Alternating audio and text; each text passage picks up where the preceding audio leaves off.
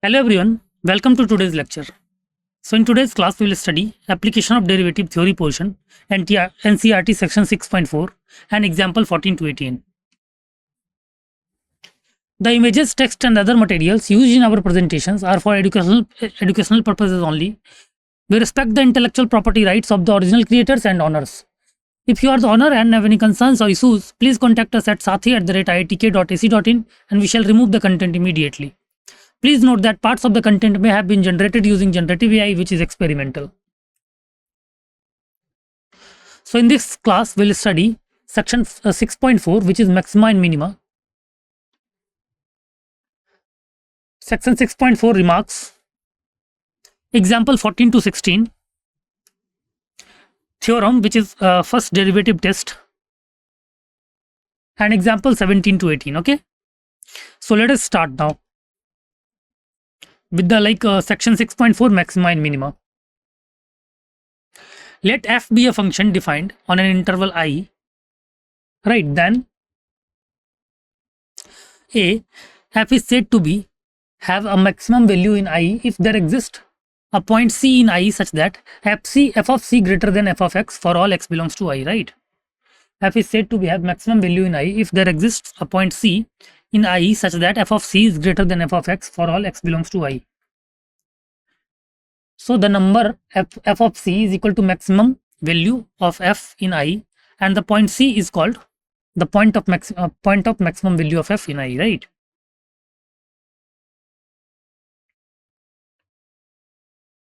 Okay.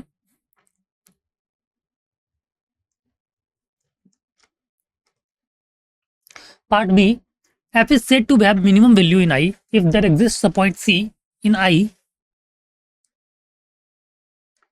such that f of C less than f of x for all x belongs to I, right? Clear? This is, for this case, f has minimum value. Okay. The number f of C is called the minimum value of f in I, and the point C in this case is called the point of minimum value of f in I, right? Point C is basically the point of minimum value of f in I.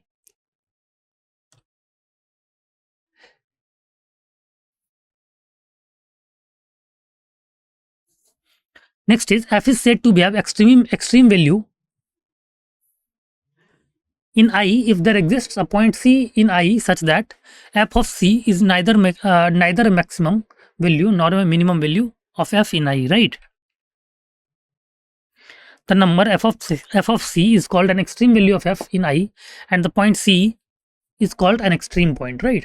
The point C will be called as an extreme point. Okay. Remarks NCERT section 6.4. In figure 6.7, you can see A, B, and C. We have the graphs of certain particular functions help us to find the maximum value and the minimum value at a point, right? You can see the graph part A, part B, and part C.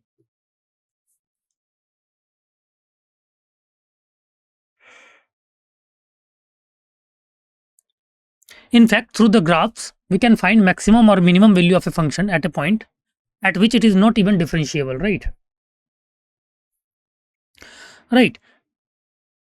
We can easily find the maximum or minimum value of a function at a point at which it is not even differentiable. You can refer in CRT section 6.4 example 15, right?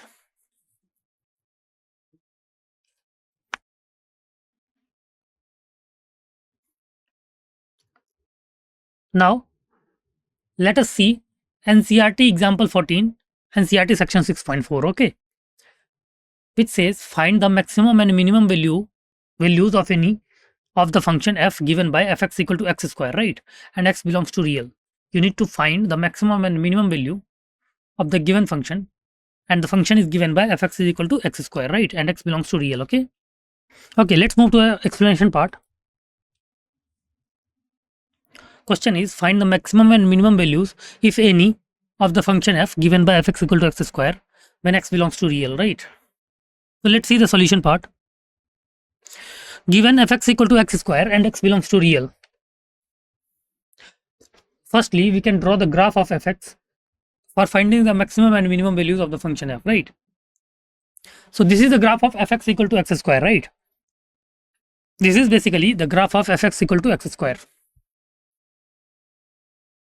From the graph of the given function as shown in figure 6.8, we have fx equal to 0 if x equal to 0, right?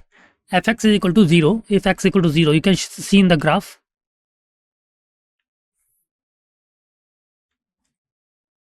Also, fx greater than equal to 0 for all x belongs to real, right? You can see that like fx is basically greater than equal to 0 for all x belongs to real. Okay. Therefore, the minimum value of f is 0 and the point of minimum value of f is x equal to 0, right?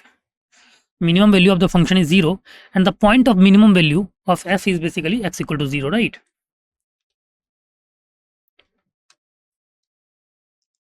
Further, it may be observed from the graph of the function that f has no maximum value and hence no point of maximum value of f in all real, right? We can say that like a function has no maximum value, right? Clear? And hence no point of maximum value of f in all real, right? Note, if we restrict the domain of f, suppose if we have restricted the domain of f from -2 to 1 only, then f will have maximum value at x equal to -2 and -2 square is equal to 4 at x equal to -2, right? So if we restrict the domain, then we can easily find the maximum value, right? Next, NCERT example 15, NCERT section 6.4. Let us see.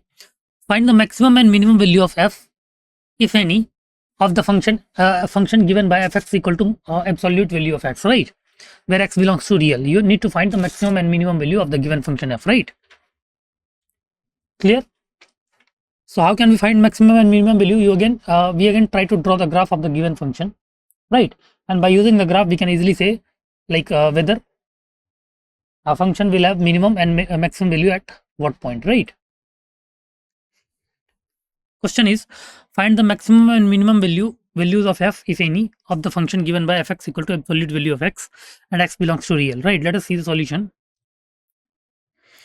Given fx equal to absolute value of x and x belongs to real, firstly, we can draw the graph of fx, right? You can see the graph of fx for finding the maximum and minimum values of the given function f, right? So this is the graph of absolute value of x, right? We know how to draw the graph of absolute value of x.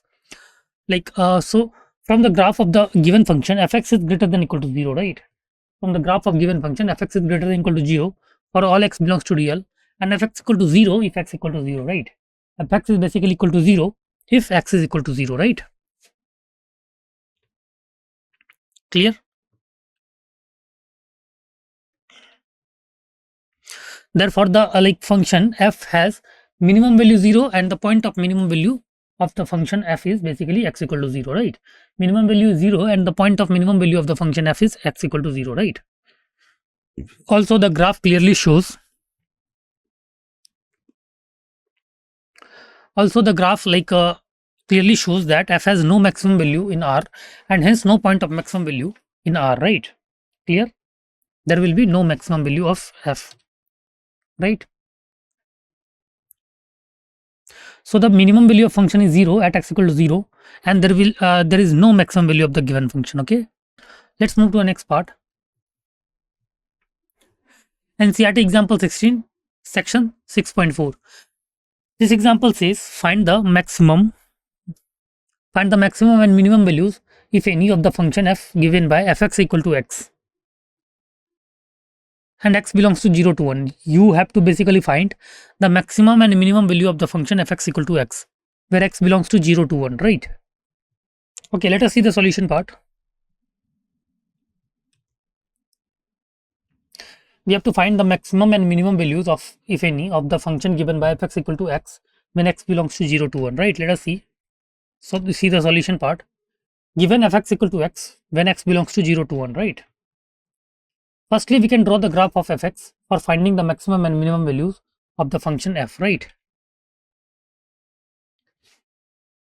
The given function is an strictly increasing function in the given interval 0 to 1, right? Figure 6.10, you can see the graph of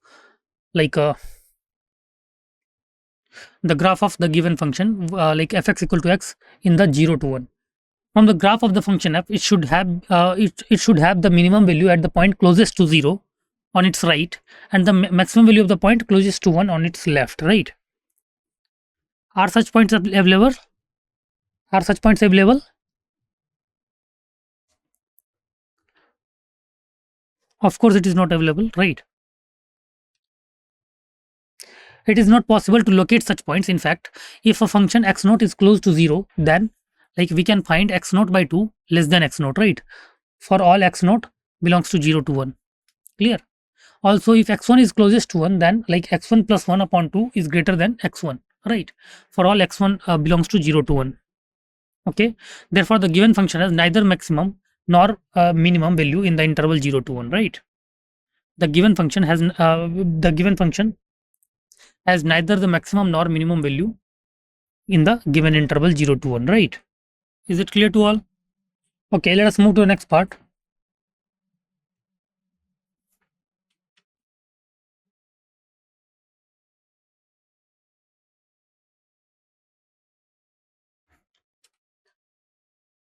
Remarks. NCERT section 6.4 remarks. Every monotonic function assumes its maximum or minimum value at the endpoints of the domain of the definition of the function, right? Every monotonic function assumes its maximum or minimum value at the endpoints of the domain of the definition of the function, right? Every continuous function on a closed interval has a maximum and a minimum value, right? Some remarks are there. Every continuous function on a closed interval has a maximum and a minimum value, right?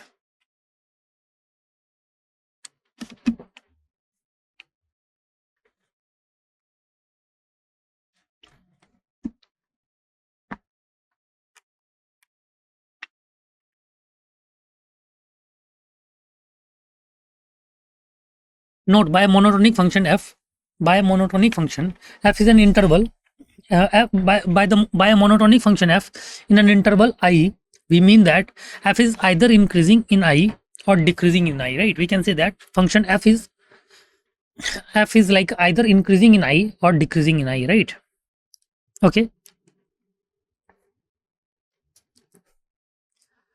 Let us see like section 6.1 maxima and minima. Let us now examine the graph of the function as shown in figure 6.11, right? See, figure you can observe that like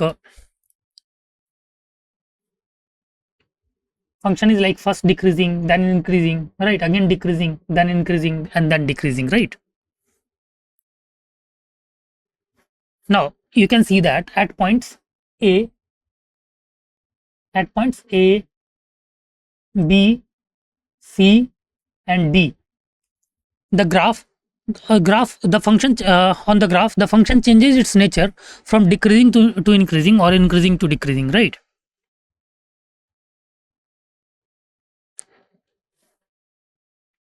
At points like A, B, C, and D on the graph, the function changes its nature from decreasing to increasing or increasing to decreasing, right?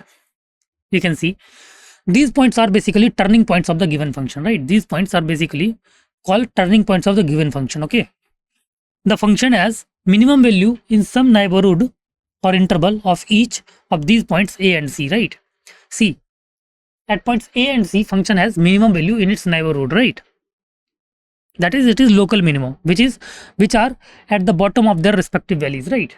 In this valley, see, in this valley, A is the point of minimum, right? In this valley, C is the point of minimum, right? We have not compared yet A and C, right? When we will compare A and C, that is which one is minimum, A or C, then it will call it as like a global minima, right? But we are basically seeing the local minima here. A is the local minima, C is the local minima, right? Okay.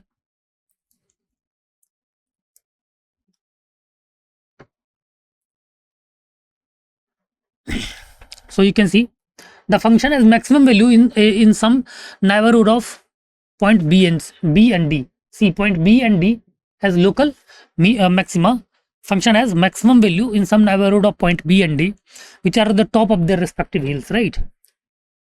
Therefore, the function has local minimum value or relative minimum value at points A and C, and the function has local maximum value or relative maximum value at the points B and D, right?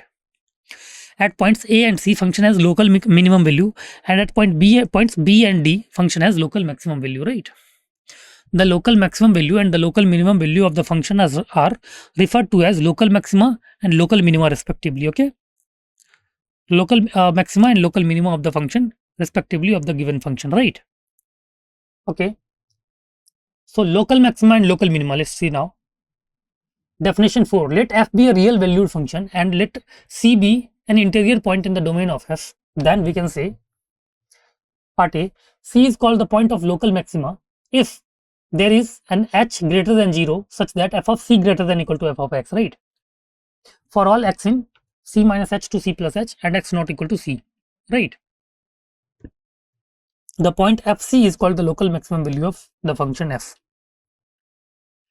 Part B, c is called the point of local minima if there is an h which is greater than 0 such that f of c less than equal to f of x for all x in c minus h to c plus h, right?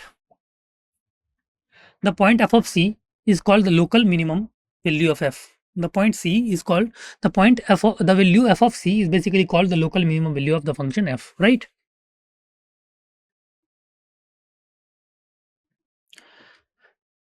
Now let us see geometric meaning of local maxima. Let us see geometric meaning of local maxima. If x equal to c is the point of local maxima of f, then the graph of f around c will be as shown in the figure A. You can see the figure A. If the function has like local maxima at the point, the graph will be graph of the function will be as shown. Like function will change from increasing to decreasing, right? At the point of local maxima, function will convert from increasing to decreasing, and f dash x will change from positive to negative, right? If function has maxima at a certain point, then f dash x will be will change from positive to negative, right?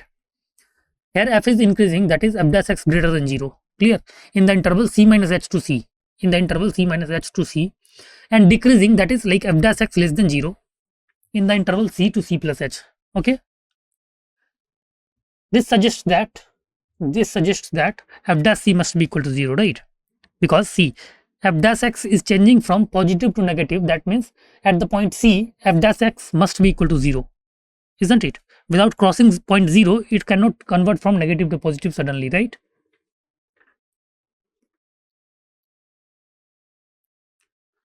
Okay. So if point c is a point of local minima of f, then the graph of f around c will be as shown in figure B. You can see the figure B. So function will convert from decreasing to increasing, and f dash x will be will change from less than 0 to greater than 0, right? From negative to positive. Okay. Where f is decreasing, that is f dash x is less than 0 in the interval c minus h to c, and increasing, that is like f dash x is greater than 0 in the interval c to c plus h. Okay. This again suggests that f dash x must be 0, right? So at both maxima and minimum point, f dash x must be equal to 0. Okay.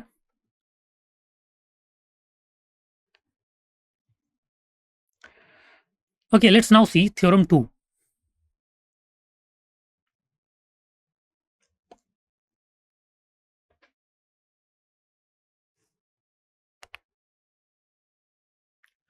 Theorem 2 says, let f be a function defined on an open interval I. Suppose c belongs to I, be any point. If f has local maxima or a local minima at x equal to c, then either f dash c equal to 0 or f is not differentiable at c, right? Either f dash c equal to 0 or f is not differentiable at c, we can say that, right? Now remark, the converse of the above theorem need not to be true, right? That is a point at which the derivative vanishes need not to be a local point of maxima or local minima. See, if any function have local minima or local maxima, that is, then f dash x must be equal to 0. But converse need not to be true. That is, f dash is equal to 0, then it is like f dash f is coming out to be 0, then it is not necessary that functions will be either maxima or minima, right? For example, like fx equal to x cube, then f dash x equal to 3x square, and so f dash 0, right? F dash 0 is coming out to be 0, right? But 0 is neither point of local maxima nor the point of local minimum. Clear? You can see in figure 6.13. Clear? F dash 0 is coming out to be 0, but 0 is not neither the point of local maxima, not the point of local minima. Okay, let's move to the next part. critical point. A point C in the domain of a function f at which either f dash c equal to 0 or f is not differentiable is called the critical point of f, right? Critical point is basically a point C in the domain of f domain of function f at which either f dash c equal to 0 or f is not differentiable at all, right? Is called the critical point of f. Note that if f is continuous at c and f dash c equal to 0, then there exists an h which is greater than 0 such that f is differentiable in the interval c minus h to c plus h. Okay.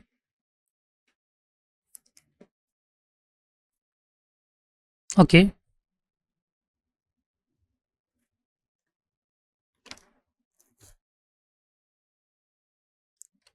Now let us see theorem 3, which is first order derivative. First derivative test. Let f be a function defined on an open interval I. Let f be continuous at a critical point c in I. Then first, if f dash x changes sign from positive to negative as x increases through c, that is like f dash x is greater than 0 at every point and sufficiently close to and to the left of c, and f dash x is less than 0 at every point sufficiently close to and to the right of c, then it is the point of local maxima, right? Clear?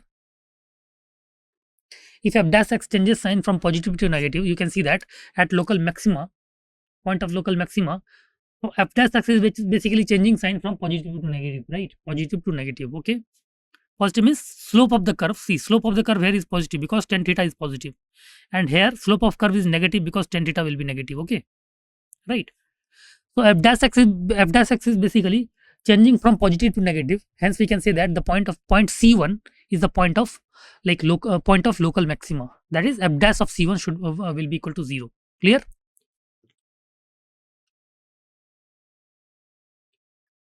Similarly, let f be a function defined on an open interval I. Let f be continuous at a critical point c in I. Then we can say that if f dash x changes sign from negative to positive as x increases through c, that is like f dash x less than 0 at every point sufficiently close to and to the left of c, and f dash x greater than 0 at every point sufficiently close to and to the right of c, then c is the point of local minima. Then we can say that c is the point of basically local minima. Okay. Okay, hope it's clear to all.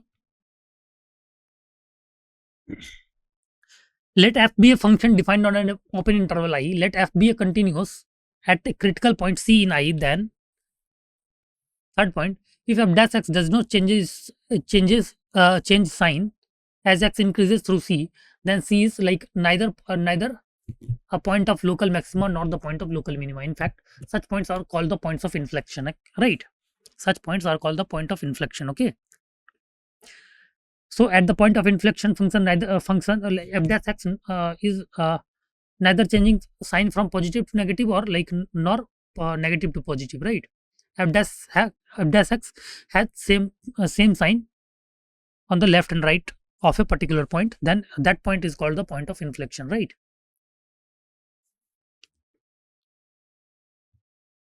Okay, you can note that if c is a point of local maxima of f, then f of c is the local maximum value of the point f, right? Similarly, if c is the point of local minimum of f, then f of c is basically local minimum value of f, right? Let's see NCERT example 17. Example is find all points of local maxima and local minima of the function f given by fx equal to x cube minus 3x plus 3. You need to find all points of local maxima and minima of the given function, right? Okay, find all points of local maxima and local minima of the function f given by fx equal to x cube minus x cube minus 3x plus 3. Let's see the solution part. We need to find all the points of local maxima and local minima of the function f, right? For this, firstly, we can find f dash x and then apply the first derivative test for local maxima and minima. Alright. Given fx equal to x cube minus 3x plus 3. It is given that fx equal to x cube minus 3x plus 3. So f dash x will be equal to 3x square minus 3. which is can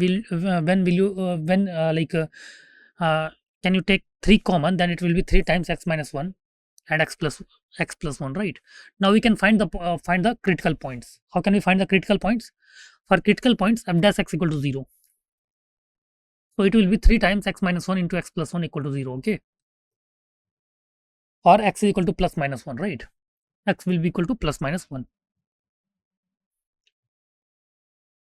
Thus, x equal to plus minus 1 are the only critical points which could possibly be the points of local maxima or local minima of f, right? Let us first examine the point x equal to 1. Since f dash x is basically 3 into x minus 1 into x plus 1, right? Note that for the values close to 1 and to the right of 1, that is f dash x basically greater than 0, right? When you take any value little bit greater than 1, that is you can take 1.5, and when you will put 1.5 here, you will see that f dash x is basically greater than 0, right? And for values close to 1 and to the left of 1, see, values close to 1 to the left of 1, suppose 0.5, when you will put 0.5 in f dash x, it will be negative, right? F dash x is basically less than 0, will be less than 0, right? Therefore, by the first derivative test, x equal to 1 is the point of local minima, because like f dash x is basically changing sign from positive to negative, right? And local minimum value is basically f1, and it is equal to 1, right? Okay.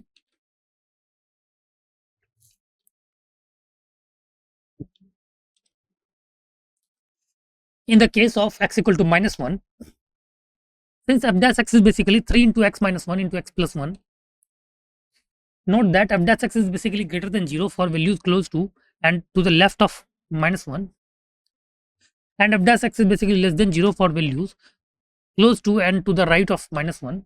We can see that therefore by the first derivative test, x equal to minus 1 is the point of local maxima, and local maximum value of local maximum value is basically f of minus 1 is equal to 5, right?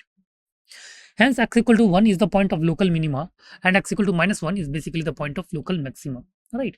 X equal to 1 is the point of local minima, and x equal to minus 1 is basically point of local maxima, okay? Right?